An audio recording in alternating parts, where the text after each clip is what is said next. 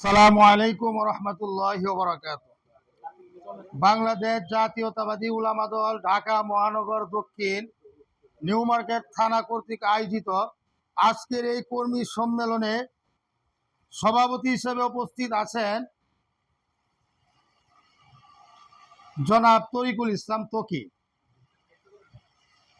আজকের এই কর্মী সম্মেলনে প্রধান অতিথি হিসেবে উপস্থিত আছেন রাজপথ থেকে বেড়ে ওঠা নেতৃত্ব, আন্দোলন সংগ্রামে পরীক্ষিত মুখ, রাজপথে লড়াকু সৈনিক, যিনি বিগত 16-17 বছর যাবৎ এই স্বৈরাচার ফেসিবাদ খুনি হাসিনার রক্ত চক্ষুকে উপেক্ষা করে সশরীরে উপস্থিত থেকে রাজপথে আন্দোলন সংগ্রামে নেতৃত্ব দিয়েছেন আমাদের ঢাকা মহানগর দক্ষিণ উলামা দলের বিপ্লবী আহ্বায়ক পীরে কামেল মাওলানা মুফতি মোহাম্মদ আলমগীর হোসেন খলিলি। আজকের এই কর্মী সম্মেলনে প্রধান বক্তা হিসেবে উপস্থিত হওয়ার কথা ছিল ঢাকা মহানগর দক্ষিণ উলামা দলের সংগ্রামী সদস্য সচিব জনাব মাওলানা মোহাম্মদ ফারুক হোসেন রুদ্র সহ বিশেষ অতিথিবৃন্দ, ঢাকা মহানগর দক্ষিণ উলামা দলের যুগ্ম আহ্বায়ক বিন্দু, সকলের প্রতি রইল আমার ঢাকা মহানগর দক্ষিণ উলামা দলের পক্ষ থেকে রক্তিম শুভেচ্ছা ও বিপ্লবী ভালোবাসা।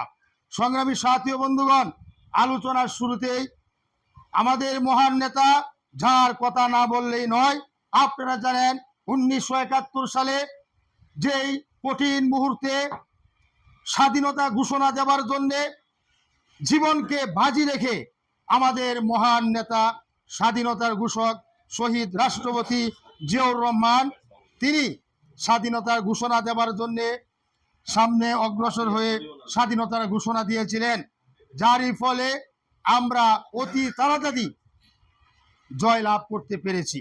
সংগ্রামী সাথী ও বন্ধুগণ, আজ আমি গভীর শ্রদ্ধা ভরে স্মরণ করছি আমাদের মহান নেতা, স্বাধীনতার ঘোষক শহীদ রাষ্ট্রপতি জিয়াউর রহমান সাহেবকে। আমি আরো গভীর শ্রদ্ধা ভরে স্মরণ করছি বিগত 16-17 বছর যাবৎ আমাদের বিএনপির ভারপ্রাপ্ত চেয়ারম্যান জনাব তারেক রহমানের নেতৃত্বে আন্দোলন সংগ্রাম করতে গিয়ে যারা জীবন দিয়েছেন, এখনো অনেক আমাদের সহকর্মী সহযোদ্ধা হাসপাতালের বেডে শুয়ে আছেন। আমরা আজকে দোয়া করি যারা এখনো হাসপাতালে শুয়ে আছেন, চিকিৎসা নিচ্ছেন, আল্লাহ রব্বুল আলামিন যেন অতি দ্রুত আমাদের সহযোদ্ধাগণদেরকে আমাদের মাঝে আবার ফিরিয়ে দেন, আমিন।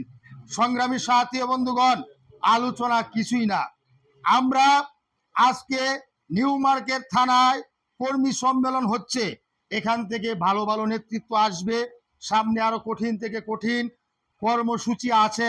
আমরা সকলেই নেতৃত্ব আসে আল্লাহর পক্ষ থেকে।